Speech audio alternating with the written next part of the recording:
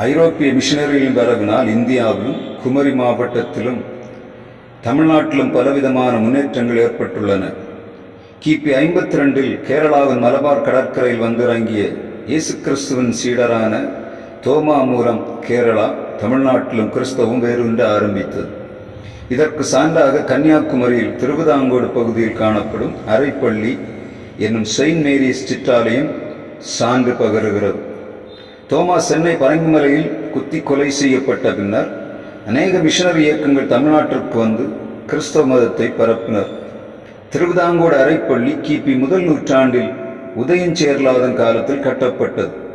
அதன் பிறகு 1706ஆம் ஆண்டு பர்த்தலோமேயு சீகன்பால்க் அவர்கள் ஜெர்மனியிலிருந்து இந்தியாவுக்கு வந்து தரங்கம்பாடியில் தங்கியிருந்து தமிழ் மொழியை கற்று தமிழ் வேதாகமத்தின் புதிய ஏற்பாட்டை தாளில் அச்சிட்டு வெளிக்கொண்டு வந்தார். தமிழ்நாட்டுக்கு வந்த முதல் புரொட்டஸ்டாண்ட் மிஷனரியான இவர் அச்சுக்கூடம், குழந்தைகள் இல்லம், பள்ளிக்கூடங்களை நிறுவி பெண் அடிமைத்தனத்தை அழித்தொழுக்க 300 ஆண்டுகள் முன்பே விதவைகளை ஆசிரியர்களாக்கி சமுதாய புரட்சி செய்து கிறிஸ்தவத்தை பரப்பினார். அதன் தொடர்ச்சியாக ரெவரண்ட் கிறிஸ்டியன் ஃப்ரெட்ரிக் ஸ்காஸ் அவர்கள் டேனிஷ் மெட்ராஸ் மிஷன் இயக்கத்தைச் சேர்ந்த பெஞ்சமின் ஸ்கல்ஸ் தொடர்புடன் இந்திய மதப்பணி செய்யும் ஆர்வம் பெற்றார். 1750 மத பரப்புனர் ஜார்ஜ் வைல்ட்ஃபீல்ட் துணையுடன் 17/6/1750 கடலூரில் கப்பலில் இறங்கி ஜூலை 30, 1750 தரங்கம்பாடிக்கு வந்தார். தரங்கம்பாடியில் வந்து திருச்சி சென்ற ஸ்வாட்சையர் 1766 திருச்சியில் குடியேறி மத போதகராக பணியாற்றினார். இவர் SPCK society for promoting Christian knowledge என்னும் அமைப்பை நிறுவினார். 1779ஆம் வருடத்தில் ஹைதர் அலி திருவிதாங்கூர் மகாராஜா கார்த்திகை திருநாள் ராமவர்மாவையும் திருவனந்தபுரத்துக்கு சென்று மதப்புறப்புரைக்கு ஒப்புதல் வாங்கினார். இவர் தென்னிந்திய திருச்சபை கீர்த்தனை ஞானப்பாட்டுகள் இயற்றிய வேதநாயகம் சாஸ்திரியாரின் ஞானத்தந்தை என்று நினைவு கூறப்படுகிறார். இன்றைக்கும் தென்னிந்திய திருச்சபை பாடல்கள் வேதநாயகம் சாஸ்திரியாரின் தெய்வ பக்தியையும் இறை நம்பிக்கையையும் மக்கள் போற்றும் விதங்களில் பாடப்படுகிறது. ஸ்வாட்சையர் 1798 பிப்ரவரி 13 மறைந்தார். அவரது சமாதி தஞ்சாவூர் செயின்ட் பீட்டர்ஸ் தேவாலயத்தில் உள்ளது.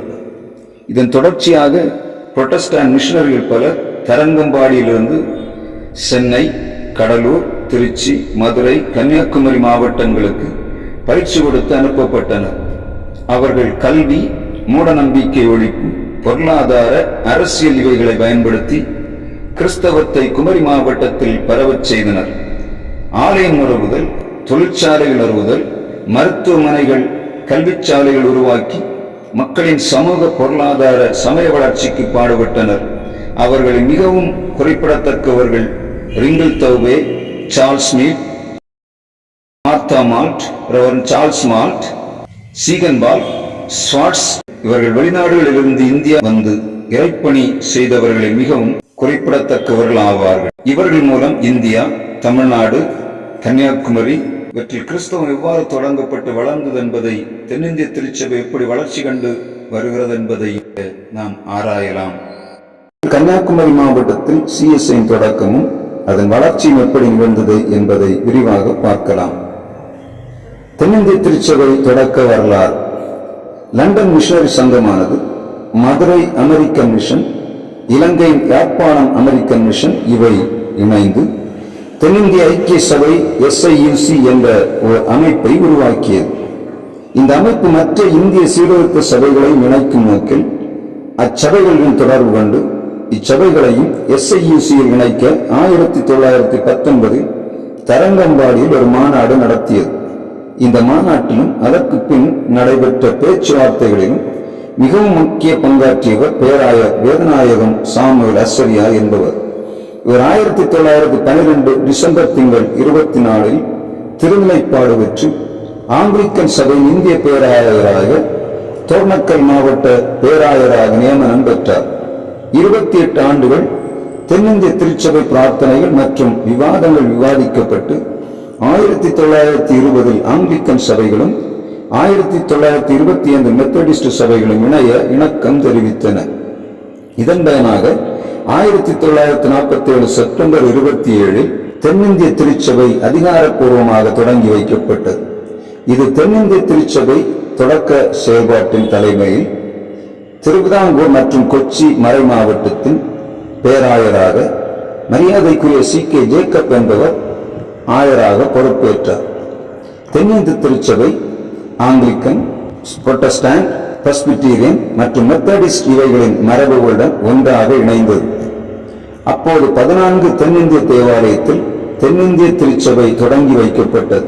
இதில் 8 தமிழ்நாட்டிலும், 6 ஆந்திராவிலும், 4 கேரளாவிலும், 3 கர்நாடகாவிலும், 1 இலங்கையிலும் ஆரம்பிக்கப்பட்டது. இப்பொழுது தென்னிந்திய திருச்சபையானது தென்னிந்தியா மற்றும் இலங்கையில் மொத்தம் 22 மறை மாவட்டங்களுடன் காணப்படுகிறது.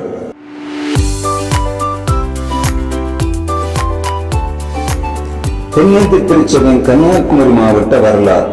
கன்னியாகுமரி மறை மாவட்டம் 1959 ஜூன் 2 உருவாக்கப்பட்டது.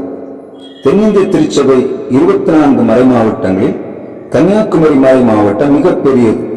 1959 தான் கன்னியாகுமரி மறை மாவட்டம் மற்றும் தென்னிய கேரளா மறை மாவட்டம் என 2ஆக பிரிக்கப்பட்டது. கன்னியாகுமரி மாவட்ட கிறிஸ்தவ வரலாறு. கன்னியாகுமரி மாவட்ட தென்னிந்திய திருச்சபை வரலாறு என்பது தென்னிந்திய திருச்சபை என்ற அமைப்பு உருவாகும் முன்னமே கன்னியாகுமரியில் வேரூன்ற ஆரம்பித்து விட்டது. குமரி மாவட்ட புரொட்டஸ்டாண்ட் கிறிஸ்தவத்தின் முன்னோடி மகாராசன். குமரிக்கு வடக்கே 4.5 கிலோமீட்டர் தொலைவில் உள்ள மயிலாடி என்ற கிராமத்தைச் சேர்ந்த மகாராசன் ஒரு பக்தி மிக்க இந்து. வாழ்வில் அமைதி இல்லாதவர் அமைதியை தேடி சிதம்பரத்தில் உள்ள கோயிலுக்கு பாத யாத்திரையாக சென்றார். ஏமாற்றத்துடன் திரும்பிய மகாராசன் 1799 ஆண்டு ரெவரண்ட் JC கோல்ஹாப் திருவார்த்தை பொழிவை கேட்டார். தஞ்சாவூரில் ஞானஸ்நானம் பெற்று திரும்பும்போது தனது பெயரை வேதமாணிக்கம் என மாற்றினார். வேதமாணிக்கத்தின் இடையறாத விசுவாசமும் முயற்சியும் அநேகரை கிறிஸ்துவுடன் நடத்தியது. மந்தையை காக்க ஒரு அனுபவம் நிறைந்த மிஷனரியை அனுப்பும்படி மகாராசன் ரெவரண்ட் கோல்ஹாப்பை கேட்டார். எனவே ஒரு மிஷனரி அனுப்பப்பட்டார். அவர்தான் ரிங்கிள் தௌபே. ரிங்கிள் தௌபேயின் வருகையும் பணிகளும்.